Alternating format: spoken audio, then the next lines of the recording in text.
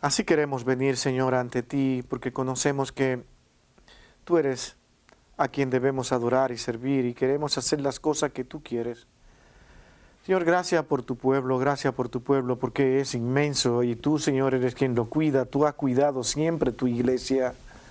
Dentro de la diversidad tú estás ahí, y sé que un día nosotros estaremos contigo, donde ya allí no habrá ningún tipo de conflicto, no tendremos ningún tipo de diferencia, porque todos estaremos a los pies del Cordero alabando y glorificando tu nombre para siempre, y de la manera que tú tienes, oh Dios, organizada que será, que sabemos, oh Dios, que será glorioso. Gracias, Señor, por esta esperanza tan inmensa que hoy nos anima incluso a estar aquí, nos anima a hablar de tu palabra, a decirle a las demás personas que tú eres real, que tú eres el Dios de este mundo, el dueño y Señor. Ayúdanos, oh Dios, a poder entender tu plan de salvación, tu misericordia, la razón por la cual tú viniste a este mundo a morir. No fue para engrandecer al hombre, no fue para que el hombre sea visto como un hombre magnífico, sino para que el hombre se humille ante tu presencia. Oh Dios, te rogamos que eso sea cada día más patente en nuestras vidas, que podamos nosotros humillarnos todos los días de nuestra vida ante tu presencia. Gracias, oh Dios, por el tema que estamos tratando. Que seas tú, Padre, quien estés con nosotros en medio de todo esto. Te lo pedimos, oh Dios, a ti, todo, en el dulce nombre de tu Hijo amado Jesucristo. Amén y amén. Mi hermano, en este camino hacia la cruz nosotros vimos dos sermones que ya tenemos en nuestra congregación, y todos estaban hablando solo de la introducción al tema, de la importancia de Cristo caminar hacia la cruz, de el tiempo de sus 9 viajes que tuvo a través de esos 3 años y medio, y esta parte final donde él comienza a caminar hacia Jerusalén con el propósito allí de decirle a sus discípulos y al mundo que era necesario que él muriera, que era de vital importancia que él muriera. No vamos a tratar el tema sobre la pregunta que muchos se hacen de que quién murió allí, si Dios murió o quién murió. Nosotros solamente nos vamos a limitar a lo que la Escritura nos dice, y es que el Hijo de Dios fue llevado a la cruz y allí fue declarado su cuerpo muerto. Lo que haya de ahí nos obligaría a nosotros a tener que introducir filosofía. Yo tengo mi opinión, tú tienes tu opinión, pero finalmente lo que pasó allí en esa unión de Cristo y esa humanidad, solo lo sabe Dios. Pero nosotros tenemos el derecho a pensar, a analizar, pero lo más importante de todo esto es que por esa muerte de Cristo, hoy nosotros podemos decir gracias, porque lo hiciste por mí. Eso tiene que ser aceptado por fe. Creer que lo que pasó en la cruz tiene que ver con mi salvación, que las promesas que Cristo ha hecho y las que se declararon sus apóstoles como Pablo en Efesios son reales, son verdad, son promesas para la iglesia de Cristo, que desde antes de la fundación del mundo ya Dios la conocía, lo preparó, los llamó y continúa trabajando con ellos hasta el fin del mundo. Y nosotros decimos, ¿cómo nosotros aceptar esto si no lo podemos entender? Es el afán de entender cada detalle lo que muchas veces nos aparta de Dios. El asunto es que la realidad de Cristo es inevitable en este mundo. Y lo que pasó en Él también es un hecho histórico en ese camino hacia la cruz. Podríamos poner el título que casi todos ponen en esta otra parte de este sermón aquí, en Cristo camino hacia la cruz. Saliéndonos ya de la introducción, entramos directamente en ese caminar donde Él llega ahora a esa vía dolorosa. Ese es el camino Él sabía que lo que le esperaba allí en ese caminar era sufrimiento. Vimos la semana pasada que Cristo no estaba amargado por lo que sabía que le iba a acontecer por causa de Cristo. Nosotros solamente con eso tendríamos que aprender. En este camino de servicio a Dios vamos a encontrar de todo. ¿Y qué hacemos?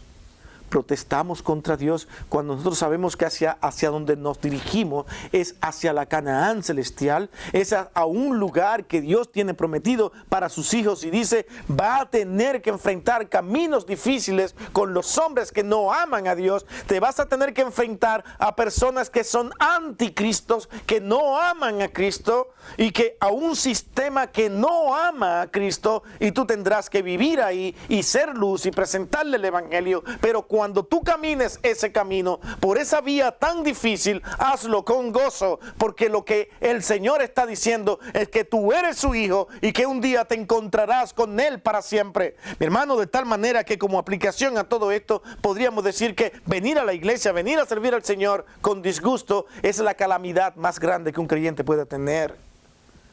Cuando una persona en su casa, en un día como hoy, dice voy a la iglesia, y dice uy, tengo que ir. ¿Qué excusa encuentro? ¿Qué puedo decir para no ir? Me da tanta tristeza ver personas que sí saben hacerlo, y yo digo, Señor, ten misericordia, porque sé que lo que está haciendo es fabricando una excusa para no estar aquí hoy.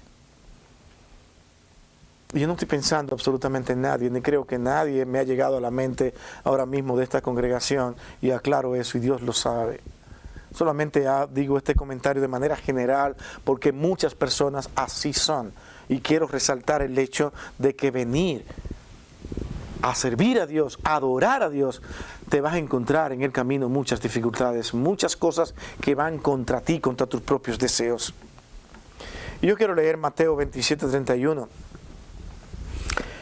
Y partir de ahí a esta parte de este sermón de hoy, que va a ser titulado Por la vía dolorosa, el cual yo voy a dividir también en dos partes. Ese tema, por la vía dolorosa, tiene mucho que ver, porque en él vamos a hablar incluso de los juicios de Cristo. Mateo 27:31 dice, después de haberse burlado de él, le quitaron el manto. ¿Saben qué era el manto para los judíos? Era una identidad de lo que tú eres. El manto del rey lo identificaba como rey. El manto de un profeta también lo identificaba como un profeta. ¿Qué significado tendría el manto de Cristo? Eso se lo dijo él a sus discípulos, se lo dijo a todos los que creían en él. El caso es que en ese momento eso le fue quitado, como diciendo, hasta aquí llegó lo que tú querías dar a conocer. Cosa que no era verdad, apenas comenzaba. Aquel manto era una identidad de lo que Cristo estaba haciendo en sus predicaciones, en sus enseñanzas, pero se le quitaron y entonces le pusieron sus ropas y le llevaron ahora para crucificarle. Todo terminó. Para cualquier ser humano en ese momento que lo despojaran de su identidad era una afrenta. Era una vergüenza. Cuando a un rey le quitaban ese manto, estaba diciendo, no eres más rey aquí. Y ese rey terminaba avergonzado y humillado ante el pueblo. Eso fue lo que hicieron con Cristo al quitarle el manto. De ahí comenzó la humillación más grande que nuestro Señor pudo haber tenido. Cuando Jesús llegó a Jerusalén, hizo su entrada triunfal. Qué interesante esto. Allí estaba montado sobre un burrito, un pollino, como le llama la Escritura, tiernecito. No llegó en una carroza, que nosotros podríamos decir, en un carro de alta gama. Me imagino que aquella multitud que estaba pensando en Cristo y esperando a aquel Mesías con tanta algarabía allí en Betania, estaban esperando, pero dice, vino en un burrito. Dice, sí, pero después va a mostrar lo que es. Esto simplemente, había tal vez cierta esperanza de que ese rey se levantaría como ellos querían que fuera. Multitudes les recibieron con palmas en las manos y tendían mantos en el suelo para que el Señor caminase sobre ellos. Estaban allí esperanzados. Había una gran esperanza allí en Betania. Betania era un pueblecito pequeño o una aldea de Jerusalén, cuyo nombre significaba casa de fruto, coincidencialmente, ¿no?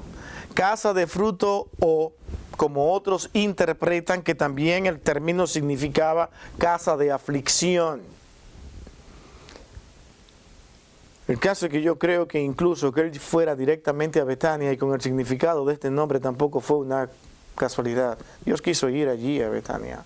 Allí le recibieron, los hombres sabían dónde iba a ir él, pero todo estaba cegado. No sabían nada, solamente veían a un hombre que ellos querían que fuera su rey. Era su esperanza. Es como cuando nosotros como seres humanos, alguien nos propone una buena política que se la creemos y decimos, hay cambio, va a haber cambio, este hombre lo va a solucionar. Mi hermano, en la historia del mundo los hombres nunca han solucionado ni han cumplido con las promesas que hacen. Tarde o temprano terminan solamente haciendo lo que ellos quieren y desean. Y esto lo digo también dentro de ambientes cristianos y todo, porque el ser humano es complejo. El ser humano no puede cumplir lo que promete. Pero estamos frente aquí ante un hombre que dijo y prometió y cumplió y sigue cumpliendo. Es el único ser humano sobre esta tierra que cuando lo analízalos como tú quieras. Eres un buen filósofo, sabes analizar, te conoces muchas partes de lo que es la historia de este mundo. Pues analiza la vida de aquel hombre y tú me dirás en tus análisis si hay un hombre más grande que Cristo sobre la tierra, que haya cumplido exactamente todo lo que Él dijo y que no se ha hecho. ¿Saben por qué eso es cierto? Porque Él es Dios.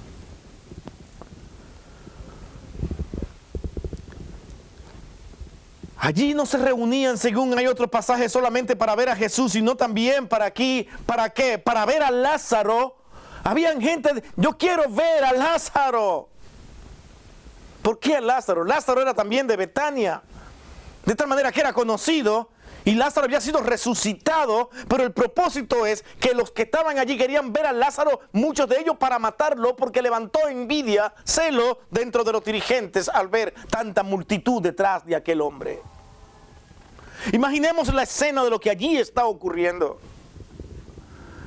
Hay mucha algarabía, mucha esperanza. Por eso es que en Juan 12:19 dice, entonces la gran multitud de judíos se enteró de que Jesús estaba allí y vinieron no solo a la casa de Jesús, sino también por ver a Lázaro, a quien había resucitado de entre los muertos. De aquí entonces que los sacerdotes de aquel entonces pensaran también en matar a Lázaro. Al siguiente día de este acontecimiento, Jesús entra triunfante en Jerusalén, triunfalmente, con toda esta algarabía. Y allí fue recibido por los gritos primeramente de los jóvenes, que clamaban y decían, Hosanna, Hosanna, palabra de ellos, los jóvenes. Pero esta palabra Hosanna causa impresión incluso en los seguidores de Cristo, que más luego dicen, bendito el que vino en el nombre de Jehová. Ahora decimos que Hosanna significa esto, bendito el que viene en el nombre de Jehová, pero no, la palabra Hosanna, que viene de la palabra hebrea Yasa, que significa liberar o salvar, y Hanna, que significa rogar, suplicar. Entonces se combinan las dos palabras para formarla, al traducirla como literalmente, te suplico que salve. Esta era la palabra de los jóvenes. estos jóvenes, como es normal, que están mirando su generación, su grupo étnico destruido y controlado por un imperio que los abofeteaba, que lo tenía humillado. Ellos querían ser liberados. Todo el sentido común aquí al pedir a aquel hombre que vino sobre un pollino era decirle: tú eres nuestro libertador, tú nos libertarás. Y luego la gran emoción y algarabía también, como dije un momento, se mezcla entre sus discípulos y sus seguidores y comienzan a decir: bendito el que vino en el nombre de Jehová. Allí estaba pasando algo que despertó el dolor, el rencor de los dirigentes religiosos. ¿Qué hombre es este? ¿Qué le pasa a estos jóvenes? ¿Y qué le pasa a estas personas que están diciendo, suplicándole por liberación? Por favor, líbranos, Hosanna. Allí había de toda clase de gente. Por la tarde se encuentra entonces con una delegación de gentiles en el patio del templo. Hablar, conversar y contestar preguntas. Llegamos así al día lunes y se cuenta que en ese caminar Jesús maldice a una higuera estéril porque él tenía hambre y solamente vio hojas. Y esa higuera se seca. Acuérdense, nada de lo que Cristo hizo lo hizo simplemente porque Él quería mostrar que era grande. Miren mi poder, conmigo nadie juega. No, había una intención. Todo tenía un propósito. Él no vino a perder el tiempo para lucirse entre los hombres. Oportunidad tuvo de más y poder tenía de más para hacerlo. Pero Él estaba interesado en usted y en mí.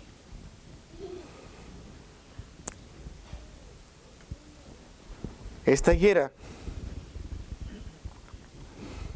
esto ocurre en la mañana.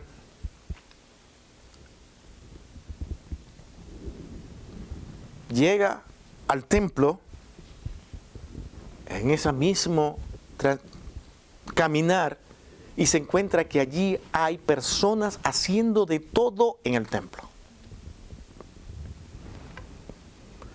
Todavía el Señor nos está enseñando.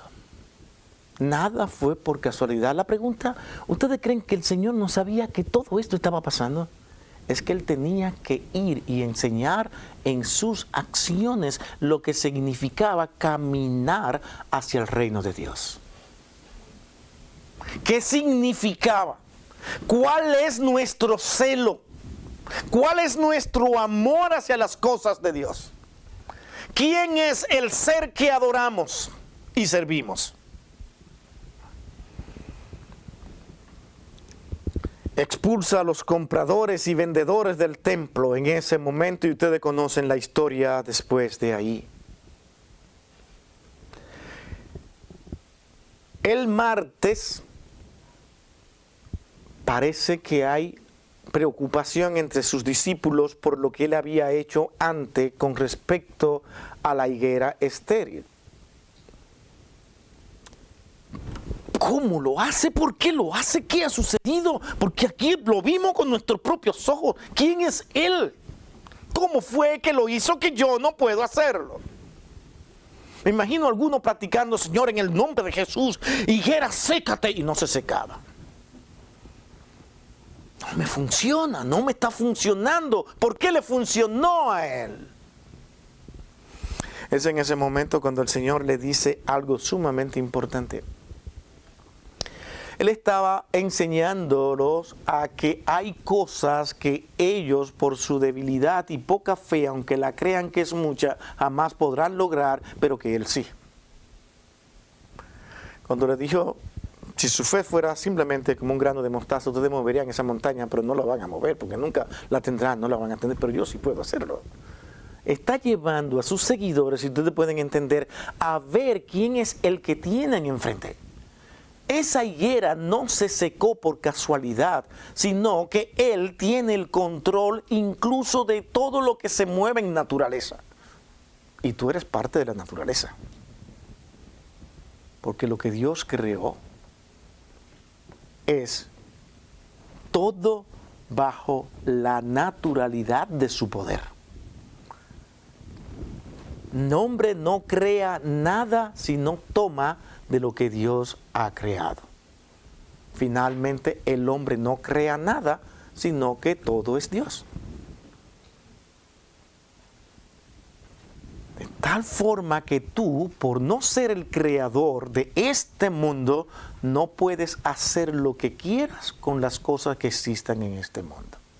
Pueden existir muchísimos trucos, mañas, ilusionismos que te hagan ver cosas que tú no entiendes cómo pasan, pero finalmente es algo de habilidades de los seres humanos. Cristo en su caminar sencillo dijo: higuera, sécate, y siguió caminando. Les da lecciones sobre su fe. Jesús responde también a las preguntas de los enemigos respecto a su autoridad. ¿Quién eres tú? ¿Por qué? ¿Qué autoridad tiene para hacer todo lo que has hecho y haces? Entonces él propone la parábola de los dos hijos a quienes se le entrega, a los dos hijos de los viñadores a quienes se le entregó una viña. No sé si ustedes están en Juan capítulo 11, creo que es. Podrían seguir ahí todo esto. Se le entrega esta viña para que ellos la cultiven, y el dueño de la viña se va por un viaje largo. Pero con el tiempo, él quiere ver cómo está su viña, quiere ver los frutos de su viña, y envía a uno de sus siervos. Ese primer siervo, cuando le fue a decir lo que decía su patrón, lo golpearon y lo maltrataron y se fue herido. Mandó un segundo, le hicieron lo mismo, mandó un tercero y le hicieron lo mismo, hasta que finalmente entonces le envía a su hijo. Tal vez a él lo van a respetar porque es mi hijo. No, a este dijeron cuando llegó, dice: oh, a este es el hijo de él, ese es el heredero, vamos a matarlo, porque si lo matamos a él, entonces nosotros vamos a heredar a la viña. ¿Han leído eso? Miren lo que el Señor le está proponiendo aquí ahora, porque inmediatamente el Señor, ellos están escuchando y le dice: ¿sabe qué? ¿De qué piensan ustedes que hizo, que va a ser aquel dueño de la viña? El Señor le cuenta y le dice: lo que él hizo fue que entonces destruyó todo y molió todo lo que había, porque él era el dueño, acabó con todo el mundo. Así mismo hará el Señor. No, Señor, que eso jamás acontezca. ¿Cómo es posible? Es que no han oído ustedes que aquel, cuando dice David, que aquel a quien los edificadores desecharon, aquella piedra que desecharon, lo estoy parafraseando, aquella piedra que los edificadores desecharon ha venido a ser ahora la principal piedra del ángulo. Está hablando de sí mismo. Este soy yo. Un día, por el rechazo hacia mí, yo voy camino hacia la cruz, me están rechazando, me están maldiciendo, pero es necesario que muera. Pero este rechazo no se queda así. Él es el hijo a quien el dueño de la viña, el dueño de todo, envió, y ustedes los han rechazado.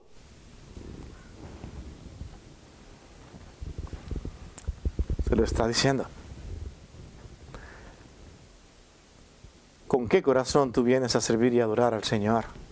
Muchas veces nosotros no nos damos cuenta de lo mucho que rechazamos al Señor. Decimos: Él es mi Señor, pero hacemos lo que nosotros queremos. Vivimos como queremos vivir.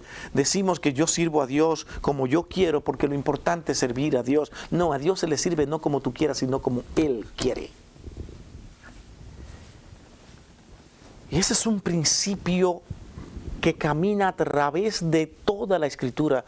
Y Dios lo vive enseñando: tú no me sirves a mí como tú quieras, sino como yo quiero. En una ocasión el Señor mandó a hacer un altar. ¿Y qué pasó con ese altar? Ellos querían, dice, lo mandó a hacer el Señor, vamos a hacer una belleza, vamos a esmerarnos. No, las piedras me las dejan rústica. así como yo les digo, la quiero de esta manera, porque la tendencia del hombre es creer que puede hacerlo mejor que lo que Dios ha dicho. No decores, ni lo adornes, ni lo acomodes, sino que a Dios se le sirve y se hace lo que Él quiere.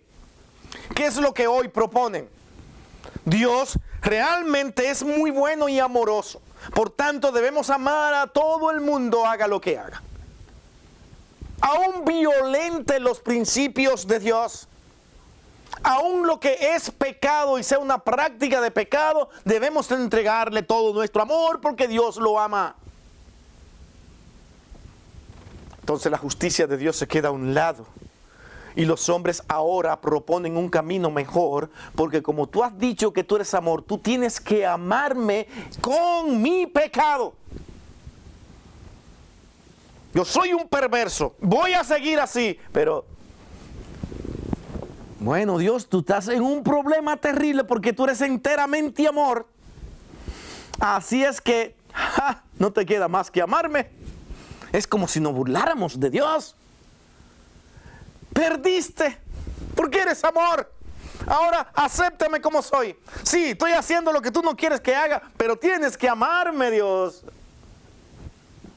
Yo puedo ser una mujer siendo hombre y ámame, porque yo lo que estoy haciendo es brindando amor y tú dices que es todo debemos amar. No, bueno, pues yo amo a otro hombre. Yo amo a otra mujer. Es amor que yo estoy dando igual que tú, Dios. Y así pasa. También cuando nosotros cambiamos la verdadera adoración a Dios por traer nuestra propia adoración. Como hacían los fariseos que llenaban de carga al pueblo de cosas que ellos no podían hacer porque ellos se veían más puros y santos de esa manera. Y pensaron que iban a llegar a algún lado haciendo todo eso. Y cambiaban los propósitos de Dios. No, nadie tiene derecho a hacer lo que Él quiere. Aquellos viñadores no tenían derecho a hacer lo que hicieron. No tenían derecho a rechazar la voluntad de su dueño, que era el dueño de la vid. Ellos lo hicieron y eliminaron a todo el que traía un mensaje en contra de los deseos de ellos. ¿Sí pueden entender? Es que nuestro deseo es hacer con esta viña lo que nosotros queremos. Ya tenemos una viña cultivada, está hermosa, qué bueno, pero es nuestra, es a nuestra manera. Esos frutos son nuestros.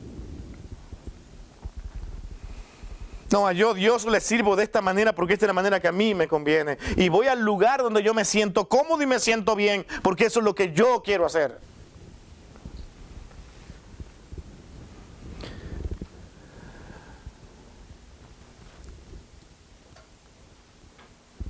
Interesante. Sigue luego ahora una triple trampa aquí. Si están leyendo ese pasaje de Juan, Lucas, los 4 evangelios hablan de estos acontecimientos. ¿Cuál es la trampa ahora? Bueno, los políticos le preguntan ahora, pregúntale si es legal pagar tributo al César. El Señor les responde rápidamente. Algo que hoy es una gran lección para nosotros si la queremos aprender. Dad al César lo que es de César y a Dios lo que es de Dios. ¿Sabe lo que está diciendo? El que se opone, aunque sea gobernante a los de Dios, no se lo complazcan. Él tiene una misión que es cuidar y guiar al pueblo. Pero si enfrenta a Dios, ustedes están aquí para hacer luz. ¿Qué es lo que quiere César? Sus tributos. Págale. No hay cosa más injusta que los impuestos. No, se los digo desde aquí. Ni siquiera, y estudien, ni siquiera son legales. Pero el poder lo hace legal. Atrévase a no pagar un impuesto. Atrévase. Para que vea cómo le hacen la vida imposible y no hay abogado que pueda con ello.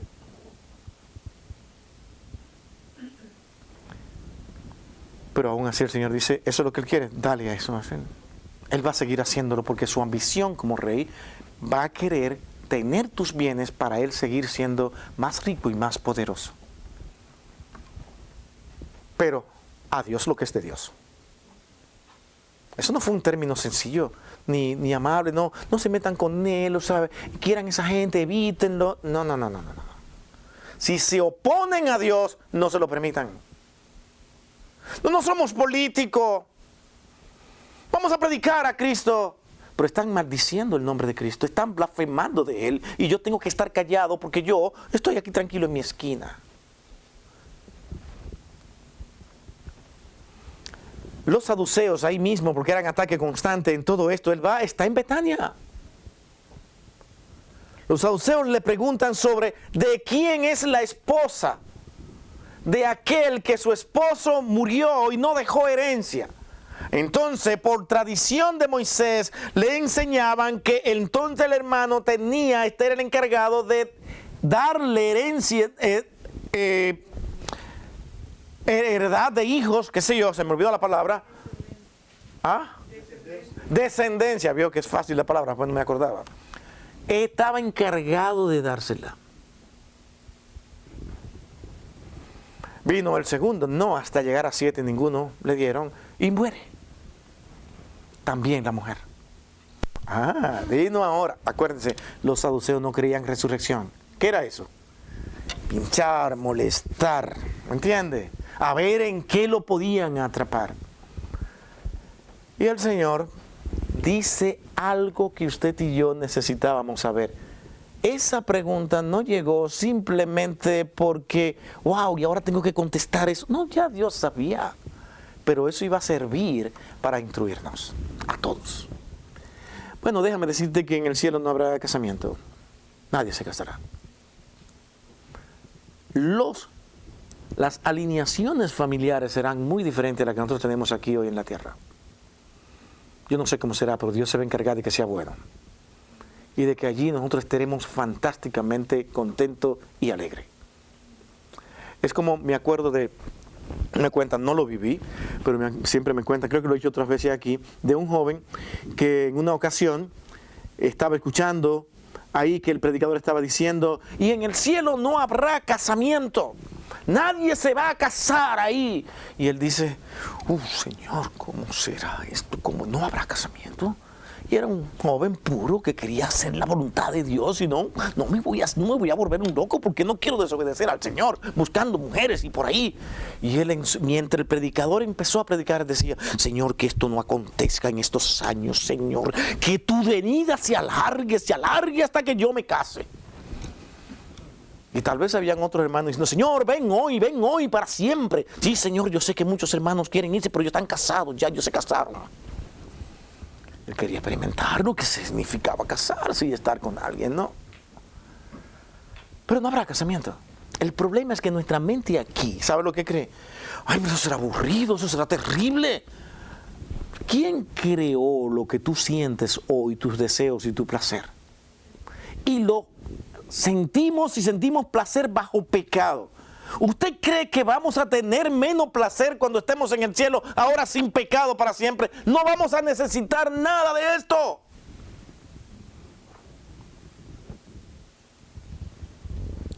O si no, pregúntele a algunas esposas si es un placer cuando el esposo es muy activo y muy atacante en este sentido y que de repente la esposa dice, lo va a pensar, ahí va a querer.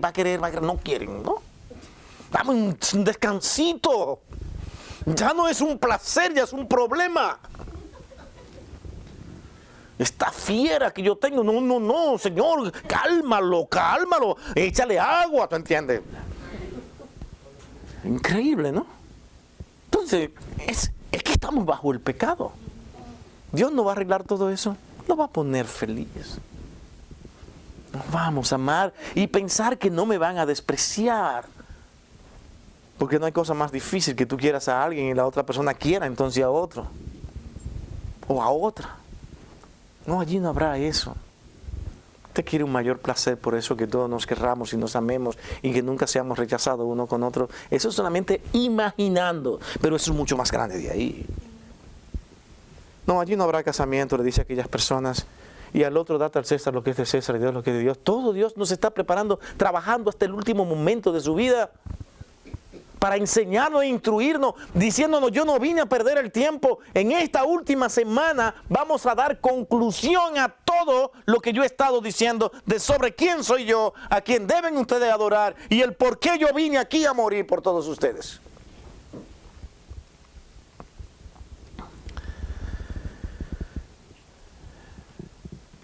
Otros le preguntaron sobre cuál es el principal mandamiento. Eran trampas, ¿no? Tercera pregunta. Ok, está bien. Sí, ya entendemos lo que le contestaste a todo ello, pero ahora dime, ¿cuál es el mayor mandamiento aquí ahora? Dice, sí. Perfecto. Imagino que estaban pensando en los 10 mandamientos, ¿no? El Señor le dice, bueno, los 10 mandamientos, ¿sabe cuáles son? Amarás al Señor tu Dios con todo tu corazón y a tu prójimo como a ti mismo. Esos son los mandamientos. ¿Pueden? Mi hermano, ni por un segundo los hombres pueden amar a Dios con todo su corazón. Ninguno de los que están aquí, ni estamos. Y amar al prójimo como a sí mismo. ¿Usted quiere ver cosa más difícil que eso? Entonces, ¿qué pasó? Ahora inicien, comiencen. ¿Pueden? Aquellas personas que le hacían la pregunta no eran tontas. Eran sumamente inteligentes, capaces.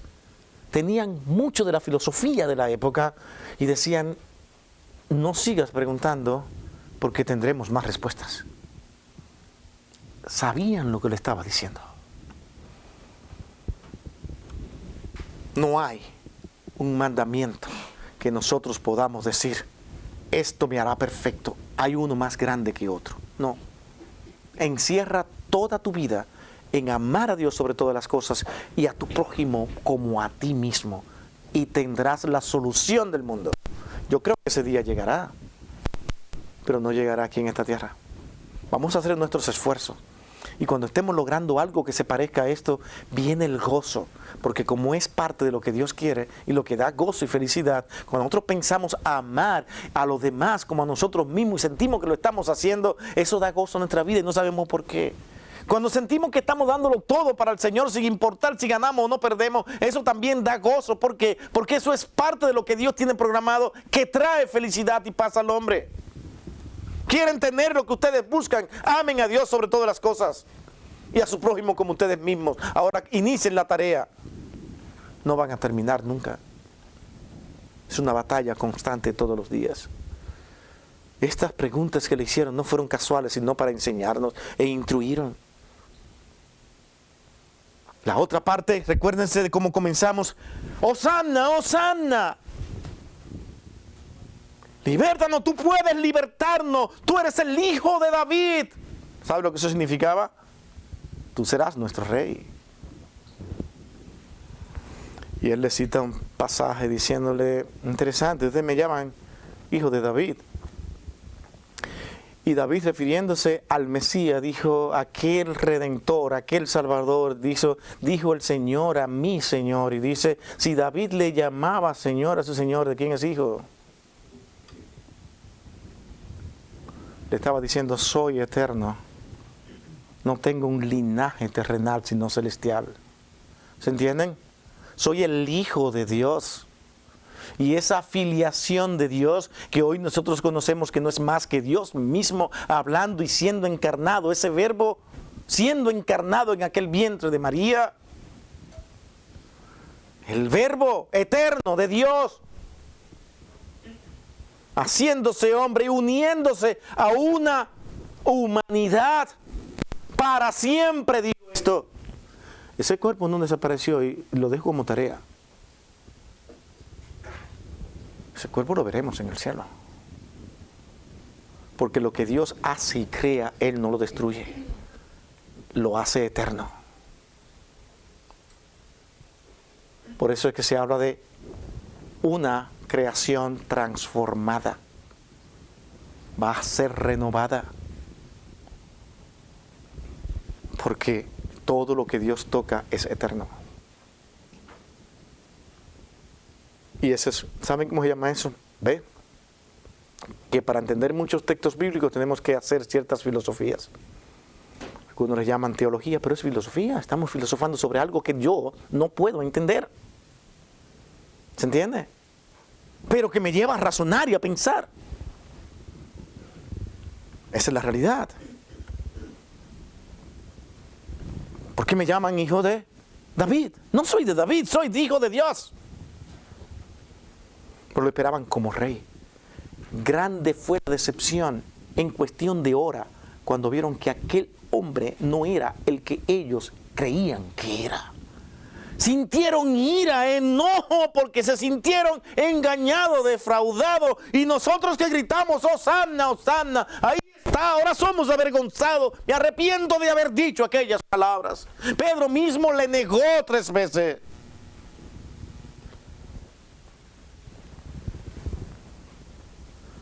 Las últimas palabras de Cristo en el templo fueron expresiones de elogio hacia la viuda pobre que ofreció, como dice la versión de las Américas, 2 pequeñas monedas de cobre. Aquí están mis 2 monedas. El Señor la elogia más que todos aquellos que comenzaron a dar grandes cantidades, porque ellos lo hacían solamente para ser vistos de los hombres. Y esta mujer dio de lo que le sobraba, dio más que todos ustedes. Enseñanza. El hombre no ha cambiado. En esta congregación me acuerdo de una persona, ojalá me esté escuchando, a mí no me hace. Él levantaba su sobre para que vieran que él estaba ofrendando. Tristemente. Y se encargaba de que esa cantidad se viera que era mayor a la de todos los demás, para que supieran que él había ofrendado.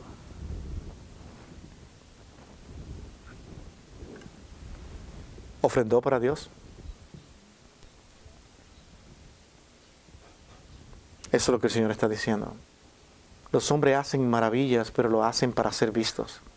Hay personas aquí que tienen grandes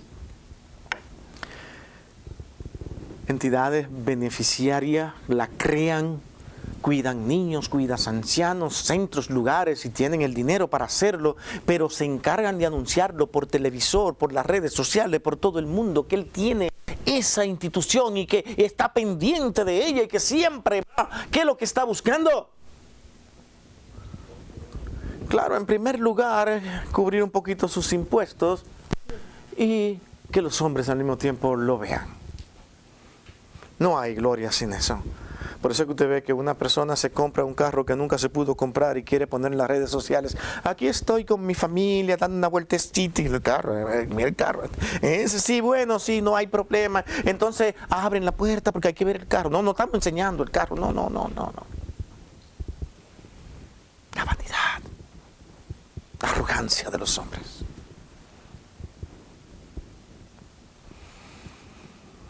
A pesar de su pobreza, la viuda hizo eso y Jesús la alabó. Quería que lo supieran y quería que usted y yo supiéramos eso hoy. El sermón de hoy no cae en el vacío, porque ya saben, yo tengo muchas cosas que verme a mí mismo, por lo que el Señor me estuvo enseñando. Jesús terminó ese día pronunciando la profecía sobre la destrucción de Jerusalén. ¿Se acuerdan esa parte? Aquí no quedará piedra sobre piedra. ¿Pasó eso? Llega el 70 y ocurre. Dios no miente. Él es Dios. Nuestro Cristo es Dios. Pasará. ¿Por qué? Porque su corazón, su fe, sobre todo de aquellos que rechazaron a Cristo, estaba ahí en ese templo. Tenía que ser destruido. Por eso creyeron que el mundo se le acababa. Y por algunos historiadores vemos que yo me asombré y dice, pero ¿es verdad esto ocurrió? Muchos siguieron tercos sin creer. Y no lo aceptaban, no querían ver a Cristo.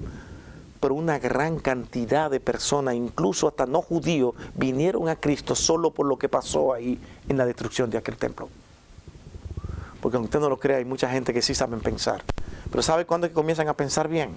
Cuando Dios los llama y le hace ver la realidad de todo lo que acontece en el mundo. ¿Quiere usted ver exactamente lo que está aconteciendo en este mundo? Busque de Dios, acérquese a Dios y tenga un encuentro con Dios para que usted comience a ver con claridad todo lo que el hombre no puede entender. Y eso yo se lo aseguro. Esto no es un juego. Acérquese a Dios y verá más lo que en verdad Dios está haciendo en este mundo. Nada ocurre por ni las guerras, ni los pleitos entre nosotros, nada. Todas estas cosas maravillosas también, todas vienen de Dios. Dios tiene su plan organizado para que todo se haga como Él quiere y en el momento que Él quiere. Exactamente como Cristo lo planificó en su tiempo. Moriré, vamos a tener un encuentro con Dios. Hazlo tú, y si tú caminas con Dios y vas en camino hacia ese reino celestial, encontrarás las mismas dificultades en el camino que encontró Cristo. Pero no te detenga, hazlo con gozo, con alegrías. Jesús predice ahora después de eso nuevamente su pasión el día miércoles.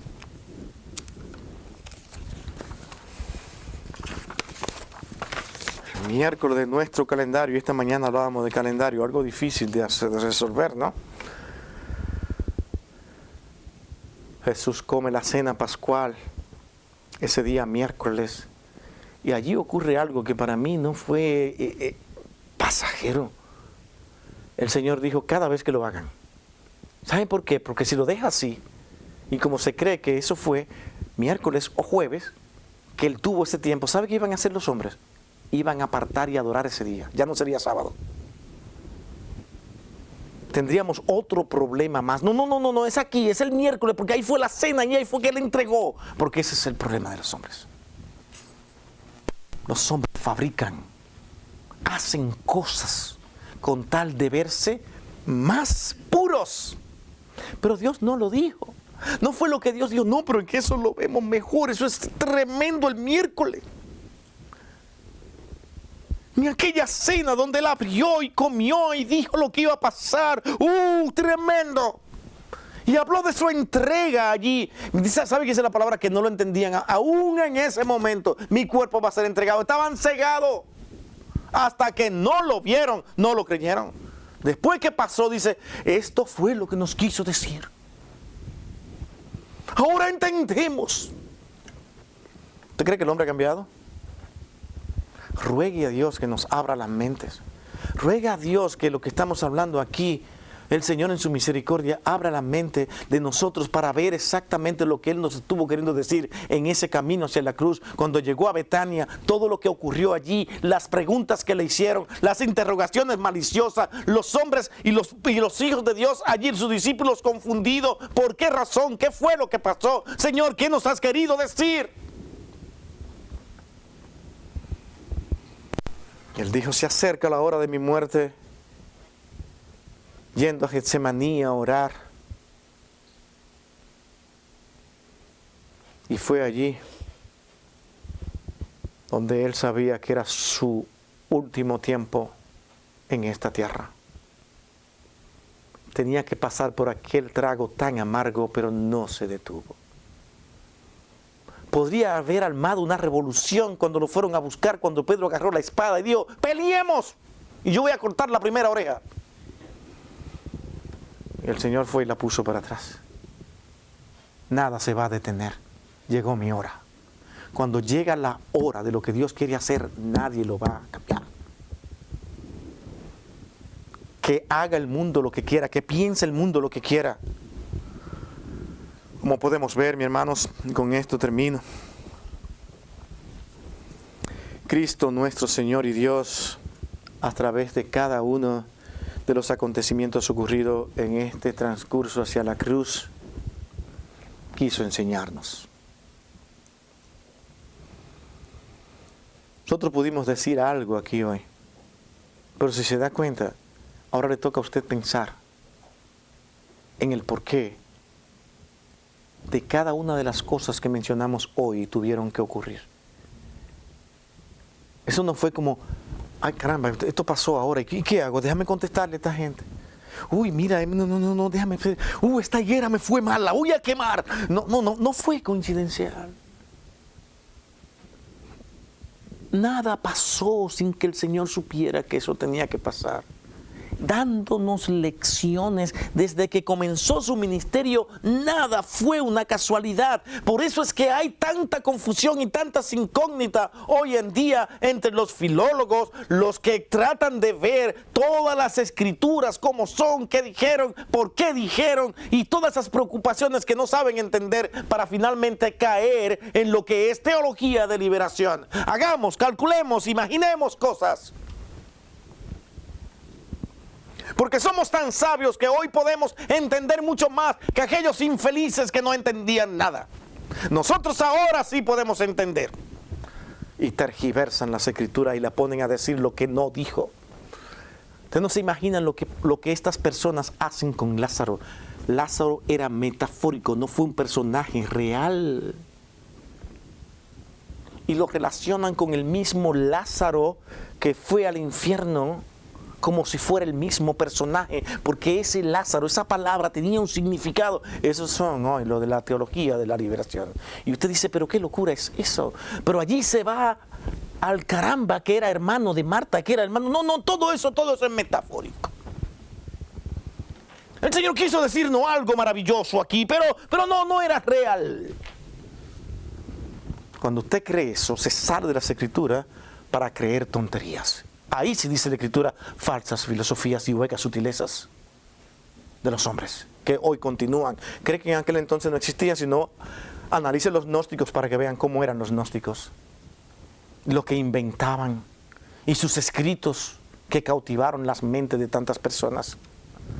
El Señor quiso enseñarnos para que no nos dejáramos dominar por lo que los hombres propongan, que vienen detrás de pensamientos que desean algo para ellos, méritos, honras, alabanzas, glorias.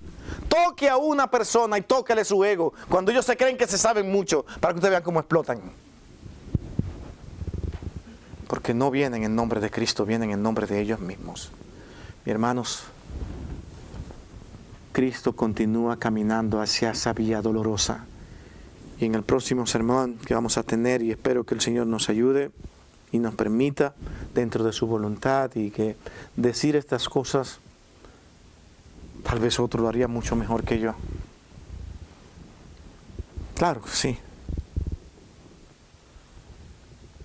De tal manera que lo que hemos dicho es para que usted, que tal vez sepa mucho más que yo, ahora se ayude a usted mismo y diga, Señor, ¿por qué pasaron todas estas cosas? ¿Qué nos quisiste decir? El próximo sermón vamos a hablar de los juicios de Jesús. ¿Por qué esos juicios? Dios también sabía que iban a haber juicios. Allí iban a haber hombres que nos iban a revelar exactamente lo que la humanidad sería siempre hasta el último día de su existencia. Métete conmigo y voy a anhelar destruirte. No importa quién seas. Ustedes no han oído personas aún en los días de hoy que dicen, no, pero que los hombres no pueden ser tan malos para proponer esas cosas. A pesar de que la Escritura dice que el hombre es peor de lo que tú piensas. El corazón del hombre es terrible. Y cuando quiere algo, no importa a quién mate. Y más si tiene poder. No, mi hermano, estamos jugando con gentes que muchas veces son poseídas por el mismo diablo. Y nosotros somos la luz en este mundo para detenerlo. Y Cristo dijo, yo tuve que enfrentarme a todos estos. Y eso lo vamos a ver con los juicios que se le hicieron. Cómo tuvo que enfrentarse Cristo a Satanás hasta que al final tuvo él que decir, porque quería enseñarnos todavía en el último momento diciendo, Señor, perdónalo, porque no saben lo que hacen. Eran instrumentos en las manos de Satanás. Ese es el hombre. Se deja influenciar por Satanás y hace las cosas más perversas que usted jamás se puede imaginar. Hermano, hay redes de personas horribles, terribles, hoy secuestrando niños solamente para negociar con millonarios, con sus órganos, o para adiestrarlo, para meterlo en la guerra. Un sinnúmero de cosas. A su hijo, que usted tuvo ilusiones con él, que se imaginó siendo un profesional y un hombre de bien, se lo secuestran y usted jamás lo ve. Eso es el hombre. ¿Quién lo hizo? Fue Satanás mismo utilizando mentes humanas. Y nosotros aquí pensando que lo que estamos diciendo aquí son tonterías. Vamos a orar, hermanos. Bendito Dios y Padre nuestro, gracias. Gracias por tu palabra, nos instruye tu vida, lo que, Señor, nosotros vemos en ella. Necesitamos de ti, Señor. En el marco de tu voluntad, oh Dios, perfecciónanos cada día más para poder hacer las cosas que son de tu voluntad. Porque lo único que queremos es glorificar tu nombre.